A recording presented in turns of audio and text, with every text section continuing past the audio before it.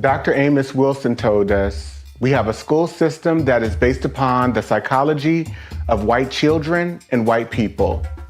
If we are trying to educate our children in that system, they are bound to fail. The very structure of the educational system itself is based upon a white model, and therefore it has a built-in failure mechanism for Black children, one way or the other. Dr. Bobby Wright told us, in their relationship with the Black race, whites are psychopaths, and their behavior represents an underlying biologically transmitted proclivity with roots deep in their evolutionary history. The psychopath is an individual who is constantly in conflict with other persons or groups. He is unable to experience guilt, is completely selfish and callous, and has a total disregard for the rights of others. One of the best methods that can be used to measure the psychopathic traits of the white race is observing and analyzing their universal overt behaviors and attitudes towards Black people. Psychopaths simply ignore the concept of right and wrong. By ignoring this trait in the white race, the lack of ethical and moral development, Blacks have made and are still making a tragic mistake in basing the worldwide Black liberation movement on moral suasion. It is pathological for Black people to keep attempting to use moral suasion on a people who have no morality, where race is the variable. Acclaimed author Dante King invites you to purchase his book, Diagnosing Whiteness and Anti-Blackness, by going to his website, www.danteking.com, or Amazon, Barnes & Noble, and any other major book retailer.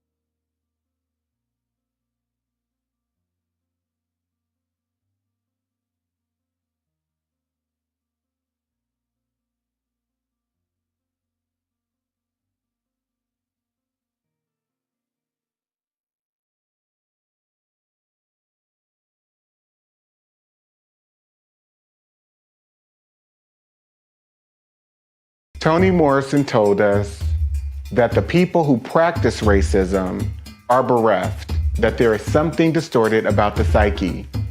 It's a huge waste, and it's a corruption and a distortion. It's like a profound neuroses that nobody has examined for what it is.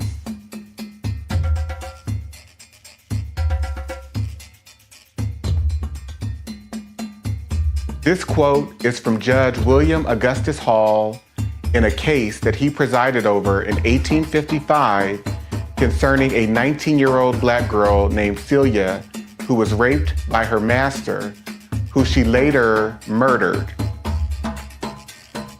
Judge Hall told the jury, if Newsom was in the habit of having intercourse with the defendant, who was his slave, and went to her cabin on the night he was killed to have intercourse with her, or for any other purpose, and while he was standing in the floor talking to her, she struck him with a stick, which was a dangerous weapon, and knocked him down, and struck him again after he fell, and killed him by either blow, it is murder in the first degree. The Florida State Supreme Court in 1918 determined what has been said by some of our courts about an unchaste female being a comparatively rare exception is no doubt true where the population is composed largely of the Caucasian race. But we would blind ourselves to actual conditions if we adopted this rule where another race that is largely immoral constitutes an appreciable part of the population. Acclaimed author Dante King invites you to purchase his book, Diagnosing Whiteness and Anti-Blackness, by going to his website, www.danteking.com, or Amazon, Barnes & Noble, and any other major book retailer.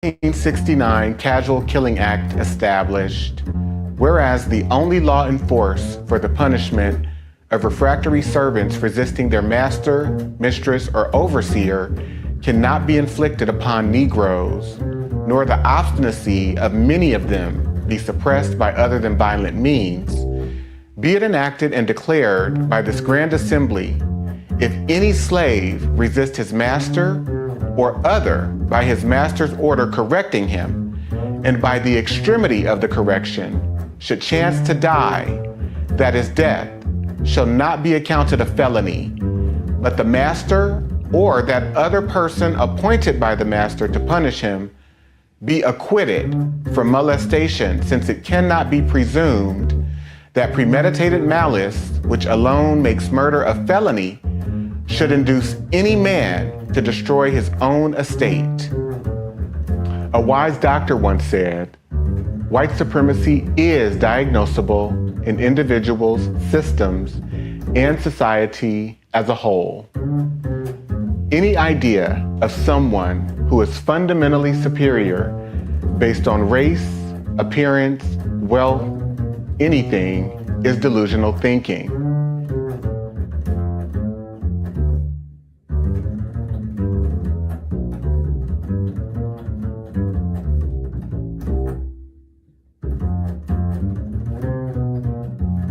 The Mississippi State Supreme Court determined in 1859 the crime of rape does not exist in this state between African slaves. Our laws recognize no marital status as between slaves. Their sexual intercourse is left to be regulated by their owners. The regulations of law as to the white race on the subject of sexual intercourse do not and cannot, for obvious reasons, apply to slaves. Their intercourse is promiscuous, and the violation of a female slave by a male slave would be a mere assault and battery. Acclaimed author Dante King invites you to purchase his book, Diagnosing Whiteness and Anti-Blackness, by going to his website, www.danteking.com, or Amazon, Barnes & Noble, and any other major book retailer.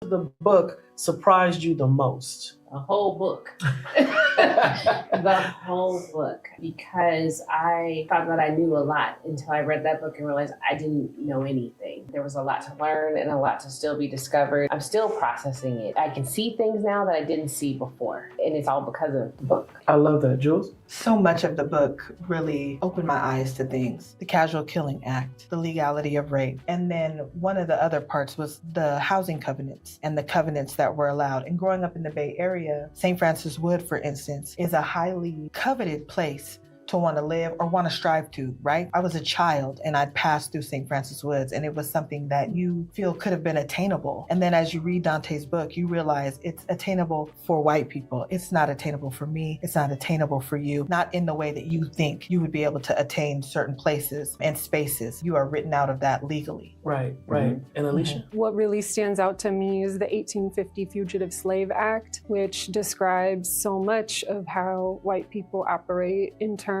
of that act deputizing all white Americans to serve as white racial police against African Americans, whether they're freed or enslaved, and getting incentivized by bounties, by slave auctions to surveil and police and criminalize Black people, and how that persists today, the obsession with it.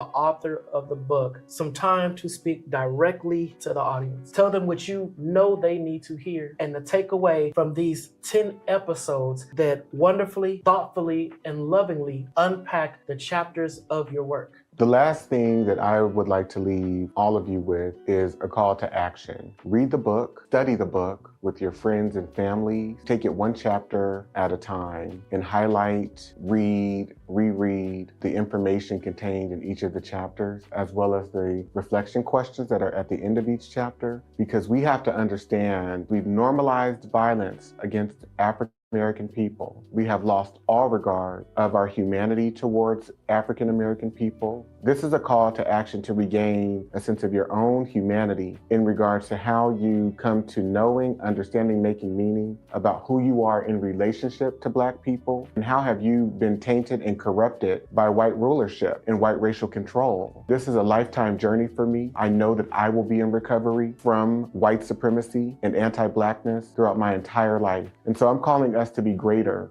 people, greater advocates for each other, greater in our understanding. So thank you so much for being a part of this experience. I hope it serves you well. I hope it serves your family well. I hope you can go out and be recommitted to supporting, uplifting, believing Black people. Thank you.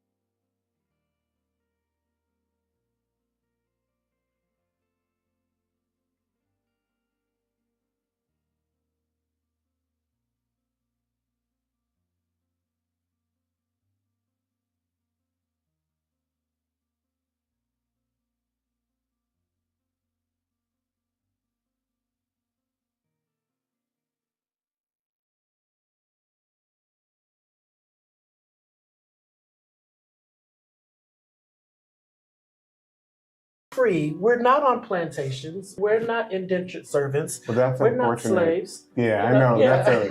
We are That's free. such an unfortunate mindset. Again, it's rooted in low standards too, because your starting point, as it pertains to Black people and freedom, is one where people are bound, shackled in chains, being subjected to rape and pedophilia, and stuck on agricultural plantations. And so we don't necessarily consider, for example, the public health institution or, my job at Google or my job as an attorney at this law firm. We don't consider these corporation plantations where white people have benefited for centuries, and yet we still are subjects of servitude in a system that's based on feudalism. So therefore we have developed false impressions, I guess I would say, and low standards and low expectations around how we define and deal with freedom.